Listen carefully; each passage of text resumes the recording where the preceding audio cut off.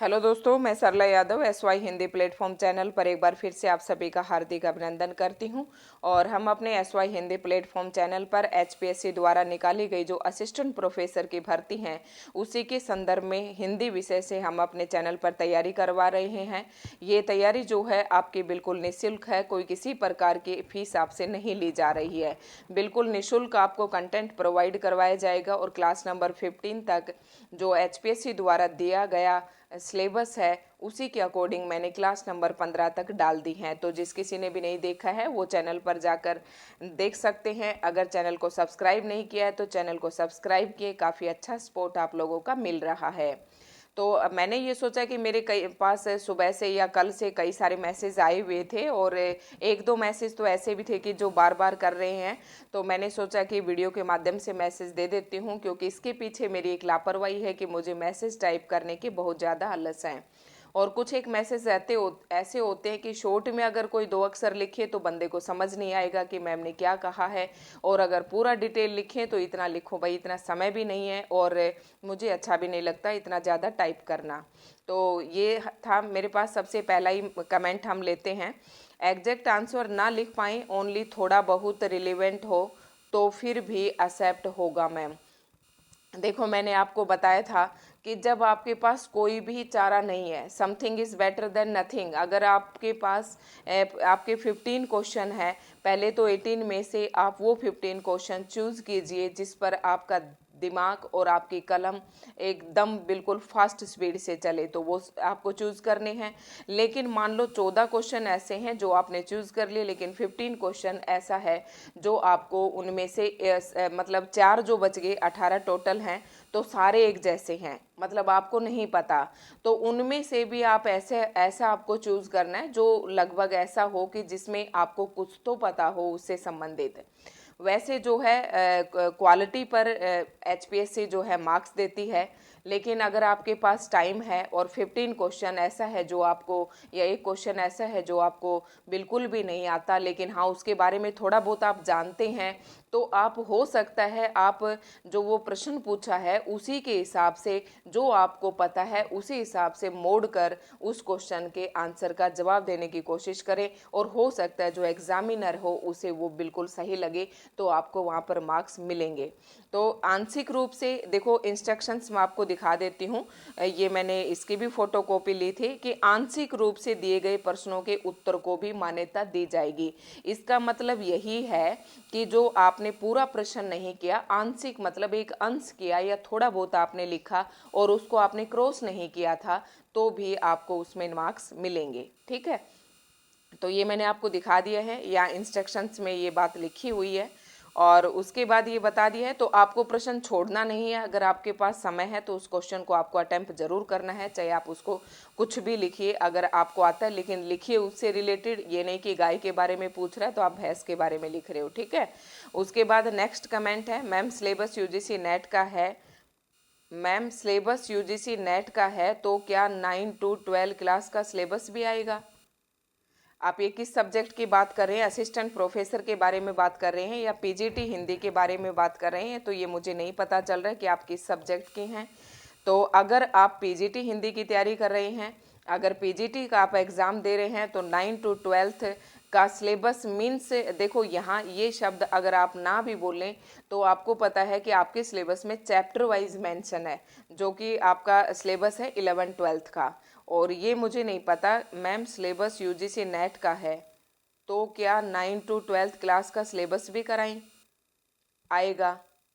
Ma'am syllabus UGC net का है, मतलब असिस्टेंट प्रोफेसर में है भाई UGC नेट का सिलेबस, तो फिर वहाँ पर 9 to 12 क्लास का मतलब ही नहीं है, वो कॉलेज कैडर का है। तो आप क्या कह रहे हैं, मैं दोनों ही संदर्भ में आपको बता देती हूँ। अगर आप UGC नेट यानी कि असिस्टेंट प्रोफेसर की तैयारी कर रहे हैं तो 9 to 12 आपको कुछ भी नहीं पढ़ना है। ठीक है, और अगर आप मान लो PGT एस्टेट 9 to 12 की आपने बात कही है, तो अगर आप PGT एस्टेट की तैयारी कर रहे हैं तो हाँ आपको 9 to 12, मैं ये कहूँगी कि 9 to 12 पढ़ना है, लेकिन बहुत डिटेल से आपको चैप्टर नहीं पढ़ने हैं। उसमें हार्डली 5 या 6 क्वेश्चन ही एनसीईआरटी से पूछे जाते हैं, पीजीटी या हो या टीजीटी एस्टेट हो, दोनों में 5 या 6 ही क्वेश्चन पूछते हैं। बाकी आपका जो हिंदी साहित्य है उसी में से प्रश्न पूछे जाते हैं। तो ये मुझे नहीं पता, मेरे ख्याल से आपको आपके आंसर का जवाब, क्वेश्चन का जवाब भी मिल गया होगा। उसके बाद नेक्स्ट कमेंट है, इंग्लिश में 83 यंगरेस्ट हैं तो हैं यो, तो ये कट ऑफ कम करके बड़ी एज वालों को दे दें। देखो ये कुछ नहीं पता है, और मुझे ना इसके बारे में, वेटिंग लिस्ट के बारे में मुझे कोई बहुत ज़्यादा एक्सपीरियंस नहीं है। और ये आजकल ना देखो अब वेटिंग लिस्ट दी नहीं तो क्या ही बताएं। ओके, पहले वेटिंग लिस्ट आती थी, एचएससी वेटिंग लिस्ट देती थी, लेकिन अब इन्होंने नहीं दिया। तो लग तो यही रहा है कि अब कैसे देंगे, मैं इसके बारे में भाई कुछ नहीं पता मुझे। और गलत सलत बोलना या उल्टा सीधा आपको बोल के मैं तसल्ली दूं, तो इस तरीके के जवाब मुझे थोड़ा कम ही पसंद है ना। मतलब गलत नहीं बताया जाता मुझसे, मुझे नहीं पता। तो इसमें किसको देंगे आप देख लेते हैं। वैसे तो कह रहे हैं कि एचपीएससी भी, आज के न्यूज़पेपर में थी, एचपीएससी भी वेटिंग लिस्ट तैयार करनी चाहिए, इस बारे में भी चर्चा हो रही है। तो ये भी एक आपके लिए अच्छी खबर है।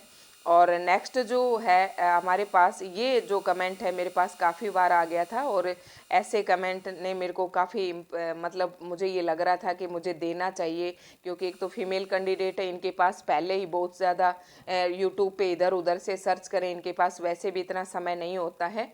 तो मैंने सोचा कि इसका जवाब मुझे देना है। इन्होंने शायद 2-3 बार ये मैसेज टाइप कर रखा है, मैम इंटरव्यू कंडक्ट होने से पहले हमें हमारे सब्जेक्टिव मार्क्स डिस्प्ले कर दिए जाएंगे क्या एचपीएससी वेबसाइट पर। देखो, इंटरव्यू से पहले आपको आपके सब्जेक्टिव के मार्क्स नहीं बताए जाएंगे। अगर बेटा ऐसे पता होता तो निश्चिंत हो जाते। बेटा तो क्या कह रही हूँ, आप थोड़ा सा बड़े ही लग रहे हैं, तो वो नहीं है, जो भी मुंह से निकल जाता है, सॉरी। तो क्या है कि सब्जेक्टिव में अगर पता होता तो इंटरव्यू में बेफिक्र होते। ये क्या है कि आपका जब इंटरव्यू हो जाएगा, जैसे कि हमारा इंटरव्यू 7 मार्च का था, लास्ट 3 दिन इंटरव्यू चला था, 5, 6 और 7। तो 7 तारीख को जिसका इंटरव्यू था, जैसे ही 7 तारीख की इवनिंग शिफ्ट वाले बच्चे इंटरव्यू दे के आए, जस्ट उसके उसी शाम को जो है ये मार्क्स जो है डिक्लेयर कर दिए थे सब्जेक्ट और इंटरव्यू के। तो सबसे पहले जो आपका स्क्रीनिंग जो टेस्ट होगा उसका आपको रिजल्ट देंगे, और उसमें शॉर्टलिस्टेड जो कैंडिडेट होंगे वो भी देंगे, और स्क्रीनिंग में जो आप मार्क्स लेंगे वो भी आपको देंगे। ठीक है, वो भी आपको दिखाएंगे कि किस बच्चे ने कौन से कैटेगरी में कितने मार्क्स लिए हैं। अगर आप इस तरीके की लिस्ट देखना चाहते हैं तो थोड़ा सा 1 महीने पहले की वीडियो में जाओगे, यानी कि 1 महीना पहले तो नहीं, अगस्त है, 8वां महीना है, और तीसरे चौथे महीने में मैंने ये सारी वीडियो डाल रखी हैं। यानी कि लगभग थोड़ा सा आप वीडियोज़ में जाके 3-4 महीने पहले की वीडियो देखेंगे, 1-2 मिनट लगेंगे आपको, थोड़ी वीडियोज़ को अप करके स्क्रॉल करके आप देखेंगे तो वहाँ पर आपको दिख जाएंगे, सारी मैंने डाल रखी है कि स्क्रीनिंग का आपको किस प्रकार से रिजल्ट देंगे। ठीक है, स्क्रीनिंग में जो शॉर्टलिस्टेड होंगे वो सब्जेक्टिव में बैठेंगे, सब्जेक्टिव आप पेपर दे आएंगे लेकिन आपको मार्क्स नहीं पता होगा। उसके बाद जो सब्जेक्टिव में शॉर्टलिस्ट होंगे उनके भी रोल नंबर बताए जाएंगे, और वो कैंडिडेट इंटरव्यू दे के आएंगे। लेकिन जैसे ही आप, इस बार तो हम इंटरव्यू देकर आए थे, लास्ट डे उसी दिन शाम के टाइम इन्होंने जो है मार्क्स डिक्लेयर कर दिए थे, इंटरव्यू प्लस सब्जेक्टिव पेपर के दोनों के। तो उससे क्या था, पूरा लिस्ट थी हमारे पास, पहले 4 गुना लिए, फिर आधे लिए, फिर जितने लेने थे उतने लिए, तो उसमें से अच्छे से पता चल रहा था। तो ये आपके क्वेश्चन का जवाब था। ठीक है, पहले आपको नहीं दिए जाएंगे।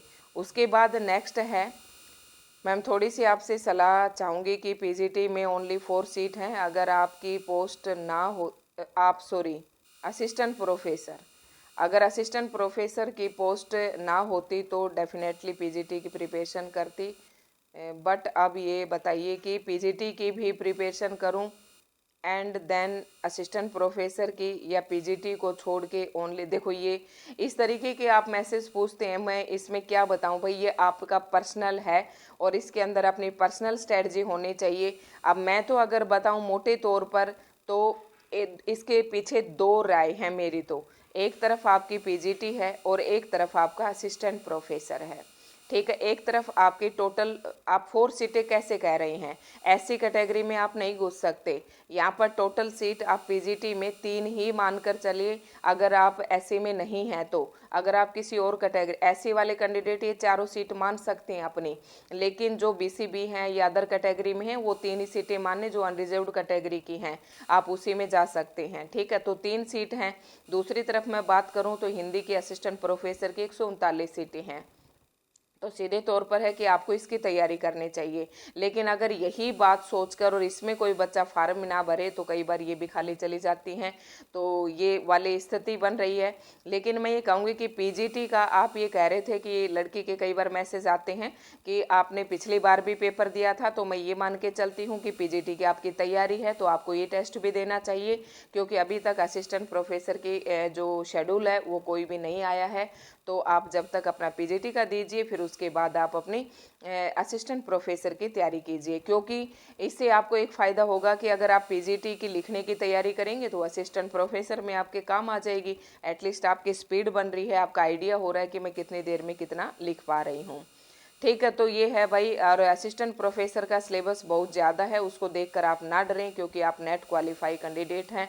तो नेट में भी तो आपने इतना पढ़ा था, लेकिन ये पेपर सब्जेक्टिव है और सब्जेक्टिव के दृष्टिकोण से ये थोड़ा सा ज़्यादा है। अब एक और मोस्ट इम्पोर्टेंट मैसेज है। गुड इवनिंग मैम, मेरा ज्योग्राफी सब्जेक्ट है, क्या मीडियम हिंदी है? क्या मीडियम हिंदी है? क्या डायग्राम बनाते टाइम इंग्लिश के वर्ड यूज़ कर सकते हैं क्या? Please reply ma'am. अब देखो, मैं इसमें आपको मैं कह दूं कि हाँ तुम इंग्लिश में यूज़ कर सकते हो, और वहाँ पर कोई एग्जामिनर ऐसा बैठा हो कि उसे ये आपका रवैया अच्छा ना लगे, और हो सकता है कोई जो चेकर है वो ऐसा हो, वो इम्प्रेस भी हो जाए। ठीक है, इसका भी मैं आपको एक इसी के माध्यम से बताऊंगी। जैसे कि एक मिनट, जो इंस्ट्रक्शंस दे रखे हैं आप इससे अंदाज़ा लगा सकते हैं। क्या कहा गया है, मैंने इसीलिए फ़ोटो ली थी उसकी क्वेश्चन पेपर की, कि प्रश्नों के उत्तर केवल प्राधिकृत माध्यम में लिखे जाने चाहिए। माध्यम मीडियम आपका इंग्लिश और हिंदी, प्राधिकृत माध्यम के अतिरिक्त अन्य किसी माध्यम में लिखे गए उत्तर पर कोई अंक नहीं मिलेंगे। लेकिन आप पूरा क्वेश्चन नहीं लिख रहे हैं, आप ये पूछ रहे हैं कि केवल डायग्राम बनाते वक्त मैम तो कुछ एक लिख सकते हैं क्या? आपने सिर्फ इतना पूछा है। ठीक है, तो भाई जब आपको बिल्कुल ही नहीं आ रहा, कोई चारा ही नहीं है कि आपको हिंदी का आ ही नहीं रहा है या आप अशुद्ध लिखेंगे, तो सीधी सी बात है कि फिर आप इंग्लिश में लिख देना। लेकिन ये इसके बारे में मेरा कोई एक्सपीरियंस नहीं है, क्योंकि मैं हिंदी की टीचर हूँ और हिंदी मेरा सब्जेक्ट है। और हिंदी वाले हम चाहते, देखो कई हिंदी में भी ऐसे शब्द होते हैं आजकल जो आम बोलचाल में हम इंग्लिश के शब्द यूज करते हैं और एग्जैक्ट हिंदी का हमें याद नहीं आता है। तो इसका मतलब ये तो नहीं है कि मैंने अपने एग्ज़ाम में ये आंसर लिखते वक्त जिसका मुझे अर्थ नहीं पता था उसको मैंने इंग्लिश में लिखा हो। मैंने प्रॉपर अपना पूरा हिंदी में लिखा था। अब इंग्लिश वाले बच्चे, फॉर दूसरा एग्जाम्पल आपको दे रही हूँ, अगर इंग्लिश से मान लो इंग्लिश लैंग्वेज वाले बच्चे अपने पेपर में कोई इंग्लिश का शब्द नहीं आता और उसे हिंदी में आता है, तो क्या वो हिंदी का एक शब्द उसके पेपर में ऐसे लगेगा जैसे कि हाथियों के बीच में भाई क्या घुसा दिया, वो पेड़ लगा लो या कुछ भी लगा लो, एक अलग से दिखेगा। तो वहाँ पर क्या हो रहा है, थोड़ा सा इम्प्रेशन डाउन हो रहा है। लेकिन अगर आपका सब्जेक्ट ज्योग्राफी है तो इसमें मुझे लगता नहीं है कि कोई जो चेकर होगा उसको नेगेटिव असर पड़ेगा उसके ऊपर, तो मुझे लगता तो नहीं है। बाकी देखो आपके ऊपर है, मैंने सारी सिचुएशन आपके सामने रख दी हैं। तो अगर आपको नहीं आ रहा है हिंदी में तो आप इंग्लिश में वर्ड लिख सकते हो, क्योंकि मैं मानती हूँ कई सब्जेक्ट ऐसे हैं जैसे साइकोलॉजी है, आपका ज्योग्राफी है, तो उसमें एक आध शब्द मेरे ख्याल से एक आध चल जाने चाहिए, लेकिन आप ज़्यादा इंग्लिश में लिखें उससे आप बचें। ठीक है, और एक ये भी हो सकता है क्योंकि ज्योग्राफी जो सब्जेक्ट है इसमें अगर आप कुछ वर्ड इंग्लिश के लिखो तो हो सकता है आपका एग्जामिनर आपसे इम्प्रेस भी हो, लेकिन ये उसके ऊपर डिपेंड है भाई। मैं इसमें कोई सलाह नहीं दे सकती, क्योंकि कल को अगर आपके मार्क्स कम आते हैं, कोई और बात होती है तो कहेगी उस मैम ने गाइड किया था। अब मैंने सारी सिचुएशन, अब आप कंक्लूजन निकाल सकते हैं, क्योंकि मैं अब HPSC मेंबर तो हूँ नहीं कि आपको एकदम एग्जैक्ट बता, और कोई भी नहीं है ऐसा, तो किसी को भी नहीं पता है। ठीक है, नेक्स्ट कमेंट है कि मैम एस्टेट हिंदी के लिए पीजीटी और टीजीटी के लिए प्रतियोगिता साहित्य बुक से कैसे पढ़ें? कैसे पढ़ें भाई? बुक खोलो और बैठ जाओ और पढ़ना शुरू कर दो। ठीक है, तो पढ़ें कैसे? कि ये मैंने इस बुक, ये काफ़ी अच्छी बुक है, प्रतियोगिता साहित्य सीरीज, और एस्टेट के लिए तो टीजीटी पीजीटी दोनों के लिए सफिशियंट है। ठीक है, तो आपको कैसे पढ़ना है? फर्स्ट चैप्टर से लग जाइए, आप टॉपिक वाइज पढ़िए, अपने छोटे छोटे नोट्स बनाइए। अगर आप नोट्स भी नहीं बनाते तो बुक से आप पूरा चैप्टर पढ़ के 1 दिन में या 2 दिन में या 3 दिन में उस चैप्टर को पढ़ने के बाद उसके पीछे जो एमसीक्यूज दिए गए हैं आप उन्हें करिए। ठीक है, लेकिन साथ ये कहूँगी कि जो कुछ भी आप पढ़ें उसमें से आप लिखे ज़रूर, शॉर्ट नोट्स अपने ज़रूर बनाएं। ठीक है, तो आप वहाँ से शुरू कर दें। और जब तक एस्टेट वाले बच्चों के लिए स्पेशल कहूँगी कि जब तक आप वो नहीं पढ़ेंगे, जब तक आप हिंदी साहित्य नहीं पढ़ेंगे, एस्टेट पीजीटी वाला आपके लिए मुश्किल रहेगा। ठीक है, नेक्स्ट कमेंट है, हेल्पफुल मैम कब तक हो सकता है असिस्टेंट प्रोफेसर का एग्जाम और डेली कितने आंसर लिखे? 2 या 4? भाई 2-4 क्यों लिखो, 10-10 लिख लिख कर देखो, अगर आपके पास समय है तो। देखो 2-4, देखो ये तो मजाक की बात सो है। हेल्पफुल मैम कब तक हो सकता है असिस्टेंट प्रोफेसर का एग्ज़ाम? तो मुझे इसके बारे में ज़्यादा नहीं पता है, लेकिन अगर हम अदर सब्जेक्ट जैसे कि एचपीएससी पीजीटी पर हम नज़र डाल के देखें तो जैसे ही उसने जो कैलेंडर जारी किया था एचपीएससी ने, निर्धारित समय पर उसने अपना स्किल टेस्ट वगैरह और ये स्टार्ट कर दिया है। यानी कि एचपीएससी अपने पूरे मूड में दिखाई दे रही है एग्ज़ाम लेने के। तो असिस्टेंट प्रोफेसर का भी अभी वो शेड्यूल, जैसे 2 सितंबर तो लास्ट डेट है इसके एप्लीकेशन फॉर्म भरने का, उसके 2-4 दिन बाद मुझे लग रहा है कि इसका भी शेड्यूल जारी कर दिया जाएगा, क्योंकि फिर बाद में इलेक्शंस हैं। ठीक है, तो आप कितने लिखे? तो अभी तो भाई फॉर्म भी नहीं भरे गए हैं, और अभी से अगर आप 2 या 4 आंसर लिख रहे हैं तो बहुत ज़्यादा हैं। ठीक है, तो काफ़ी ज़्यादा अच्छा प्रयास है ये आपका अपना। 1 लिख ले, 2 लिख ले, 3 लिख ले, ठीक है, कोई दिक्कत नहीं है, क्योंकि अभी आपके पास काफ़ी समय है। और अभी से अगर आप 2 क्वेश्चन की भी डेली प्रैक्टिस कर रहे हैं तो बहुत अच्छा प्रयास है। ठीक है, नेक्स्ट है, मैम कोई भी एक क्वेश्चन का आंसर आप कैसे राइट करते हैं, इस पे वीडियो बनाइए। तो भाई इसके लिए मुझे टाइम चाहिए, और लिखने का भी बहुत ज़्यादा ऐसे आलस हैं, और लिख लिख के दिखाऊं, देख कर मुझसे बिल्कुल नहीं लिखा जाता, बिना देखे चाहिए तो कितना भी लिखवा लो। खैर कोशिश करूँगी, इस पर भी मैं डालूंगी वीडियो। ठीक है, हिंदी पे मैं अभी इसलिए नहीं डाल रही, थोड़ा सा ना असिस्टेंट प्रोफेसर की वीडियो डाल रहे हैं, और पीजीटी हिंदी में मैं ये मान के चलती हूँ कि 3 सीटें, पता नहीं कितने कैंडिडेट है कितने नहीं है, मुझे नहीं पता कोई पढ़ने वाला हमसे जुड़ा भी हुआ है या नहीं जुड़ा हुआ है, तो इस पर मैंने इतने इसलिए ज़्यादा फोकस नहीं किया है। मैम साइकोलॉजी में हिंदी के बीच बीच में इंग्लिश वर्ड यूज कर सकते हैं, बात वही आ गई है यहाँ पर भी। हाँ, साइकोलॉजी वाले फिर भी लगता है कि कर सकते हैं, कर सकते हैं, मुझे नहीं लगता कि इससे जो एग्जामिनर होगा उस पर गलत इफेक्ट पड़ेगा। लेकिन आप कोशिश करना कि अगर आप हिंदी लैंग्वेज में लिख रहे हैं तो उसका प्रॉपर जो है शब्द आप लिखें, क्योंकि साइकोलॉजी में अगर कोई इंग्लिश की टर्म है और उसका जब हम हिंदी में देखते हैं तो हर बार उसके लिए कोई अलग अलग शब्द हो जाता है। ठीक है, तो साइकोलॉजी में भाई मे भी तो लिख सकते हैं, देखो ज़्यादा कंफर्म तो मैं नहीं कह सकती क्योंकि मेरा कोई इसमें एक्सपीरियंस नहीं है, लेकिन साइकोलॉजी में आप लिख सकते हैं।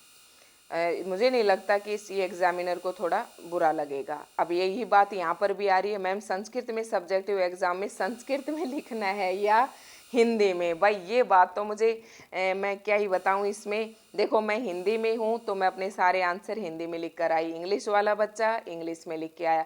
अब हमें नहीं पता कि आपका क्वेश्चन पेपर जो है संस्कृत का कैसा पूछा जाएगा। मान लो आपको कोई प्रश्न दिया है संस्कृत में, प्रश्न ही होंगे और वो सारे, तो प्रश्नों की व्याख्या आप हिंदी में थोड़ी लिख कर आएंगे। जैसे कि मुझे ये पता है कि मैंने 7th 8th और 9th क्लास तक के बच्चे जो संस्कृत में पढ़ते हैं, पूरा लेसन संस्कृत में पढ़ा, उसके बाद संस्कृत में ही क्वेश्चन होते हैं और संस्कृत में ही उनका आंसर देते हैं। तो अगर मान लो संस्कृत का कोई शब्द है और उसका आपसे हिंदी में अर्थ पूछा है तो आप हिंदी में लिख सकते हैं, बाकी आपका पेपर संस्कृत में ही होगा। ठीक है, थैंक यू मैम जी। तो थैंक यू सो मच, जो भी काफ़ी अच्छा रिस्पॉन्स मिल रहा है मुझे। और ये सारे क्वेश्चंस थे, कमेंट्स थे, मैंने सारे आपको बता दिए हैं। एक बार इंस्ट्रक्शंस आप फिर से देख सकते हैं, ये इस वीडियो में इंस्ट्रक्शंस है। ठीक है, कुल 18 प्रश्न 15 करने हैं, प्रत्येक प्रश्न के नियम अंक उसके सामने दिए जाएंगे, या आप ये पढ़ ले, मैंने आपके लिए लिया था ये कि जिनके डाउट है यहाँ से दूर हो जाएंगे। ठीक है, तो ये प्रश्न पत्र का फ्रंट है ये। ठीक है, प्रश्न पत्र संबंधी विशेष अनुदेश थे। ये उत्तर देने से पूर्व निम्नलिखित निर्देशों को कृपया सावधानी पूर्वक पढ़ लेना। ठीक है, तो दोस्तों आज की वीडियो आपको कैसी लगी? अगर अच्छी लगी हो तो लाइक एंड शेयर करें, कमेंट करें और बताएं कि कैसी लगी आपको। और चैनल पर अगर आप नए हैं, चैनल को अभी तक सब्सक्राइब नहीं किया है और हमारी वीडियो देख रहे हैं तो प्लीज़ सबसे पहले आप चैनल को सब्सक्राइब ज़रूर कर लें और जुड़े रहें हमारे साथ इसी प्रकार अपने कमेंट्स के जवाब पाने के लिए।